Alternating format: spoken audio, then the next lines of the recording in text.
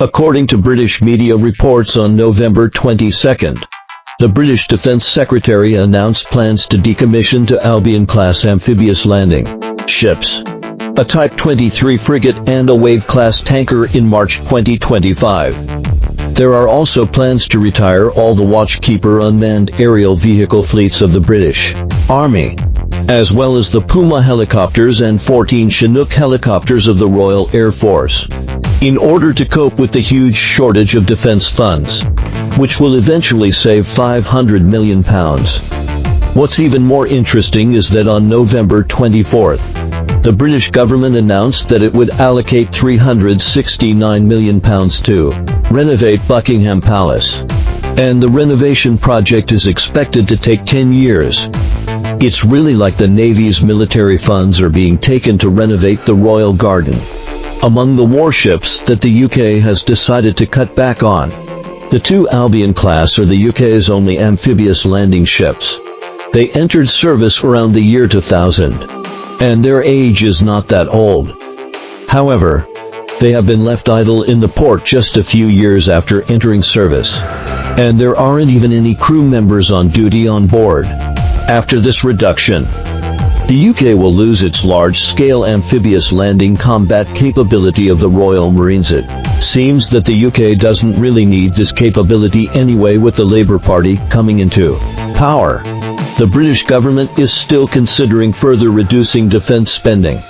Currently, of the two Queen Elizabeth-class aircraft carriers in service in the Royal Navy, at least one is at high risk of being cut, because for the current British finances, the cost of maintaining two aircraft carriers at the same time is really too high. Moreover, the idea of cutting or selling one aircraft carrier is not the first time it has been proposed by the UK. It has been put forward several times already, and the reason has always been the high cost and the need to cut military spending. Can the financial shortage in the UK be alleviated by cutting one aircraft carrier?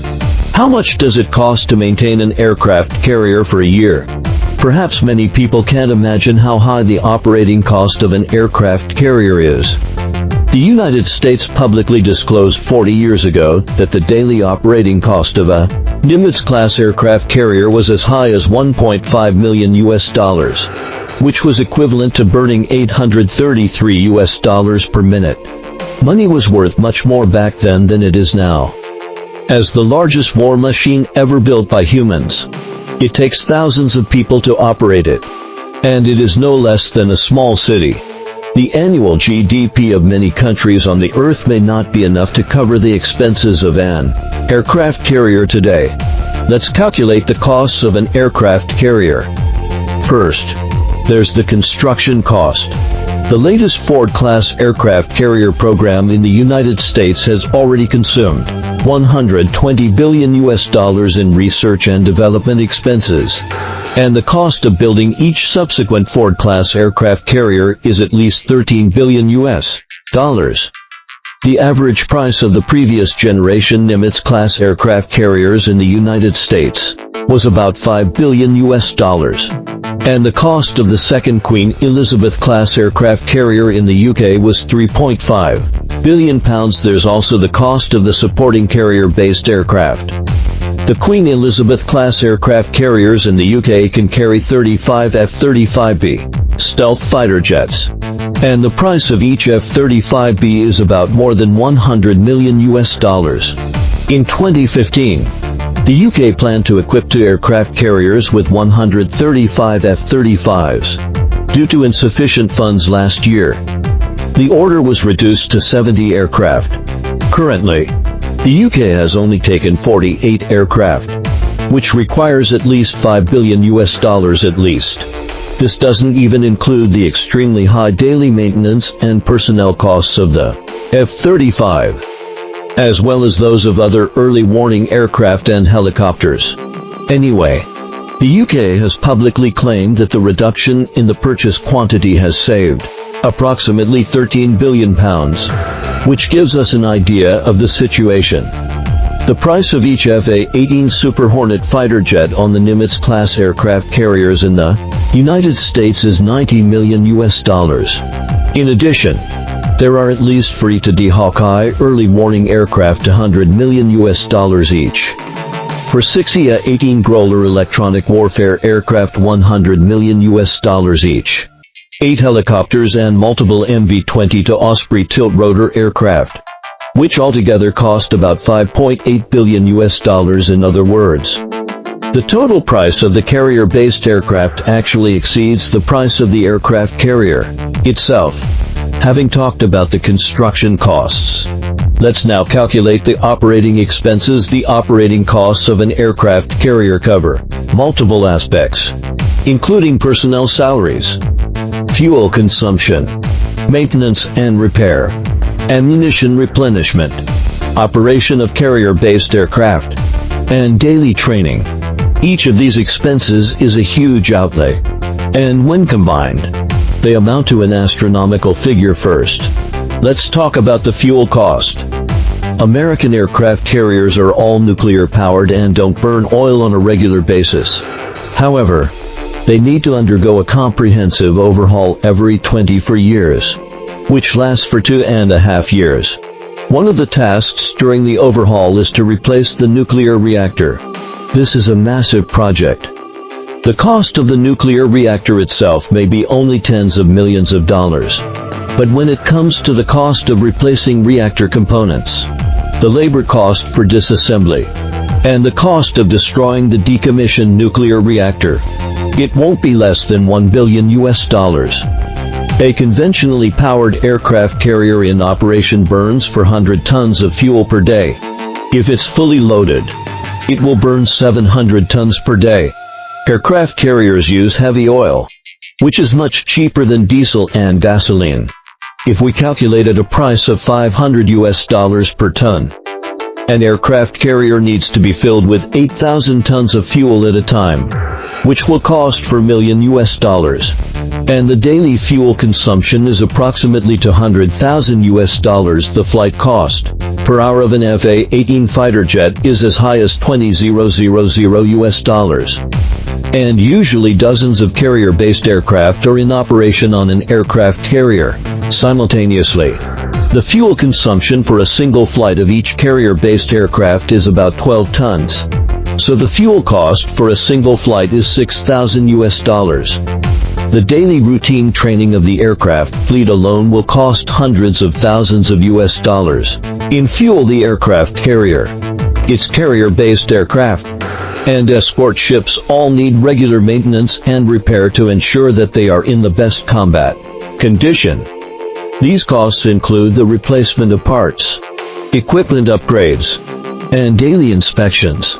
Taking the Nimitz-class aircraft carrier as an example, the annual maintenance and repair costs are as high as hundreds of millions of dollars, averaging over $1 million per day. Then there's the personnel cost. It was revealed in an interview by China Central Television that there are 1,000 to 2,000 people on the Liaoning aircraft carrier who work in shifts around the clock.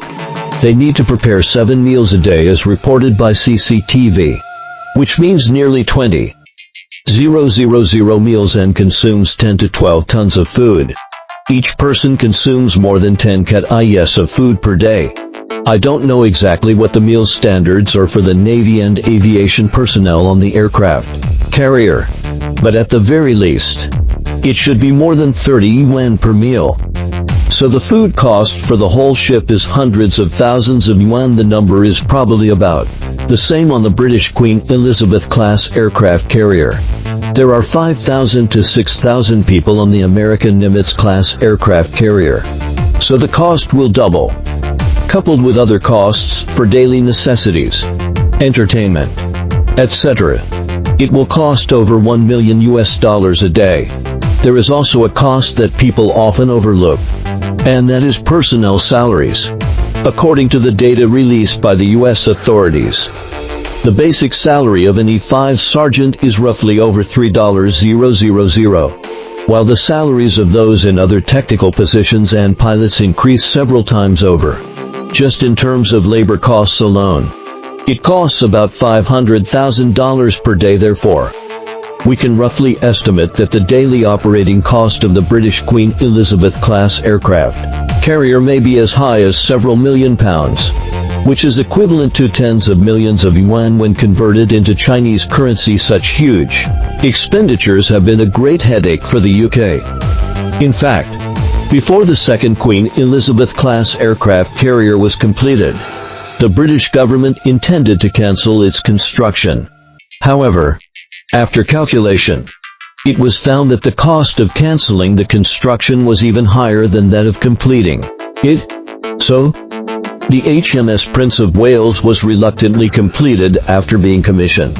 The two aircraft carriers have become a bottomless pit for defense expenditures, coupled with frequent problems, such as water leaks and carrier-based aircraft crashing into the sea. In order to evaluate the actual combat capabilities of the two aircraft carriers, HMS Queen Elizabeth and HMS Prince of Wales, they participated in a series of combat exercises. However, the results of these exercises were not satisfactory. In most cases, the two aircraft carriers ended up in failure. During these exercises, they were sunk by anti-ship missiles many times, which made the UK lose confidence in them in this round of defense cuts. The Thales Watchkeeper unmanned aerial vehicles that were cut from the Army also had such problems. At that time, the UK planned to purchase 54 of them for use in the Afghan war. The quoted price for each was $29 million. Later, due to difficulties in research and development, the cost of each increased to $33 million. Moreover, there were multiple design flaws. 11 of them were commissioned in 2018, but they could only identify illegal vessels in the English Channel. Currently, 7 of them have crashed, and the remaining aircraft have all been grounded for review. So it was quite reasonable for them to be cut. Many people may not be aware of how dire the situation has become for the once imperial British military due to 2 years of continuous cuts in armaments. The British Army currently has 2 full generals, 9 lieutenant generals, 53 major generals, and 130 brigadier generals, totaling 190 for generals.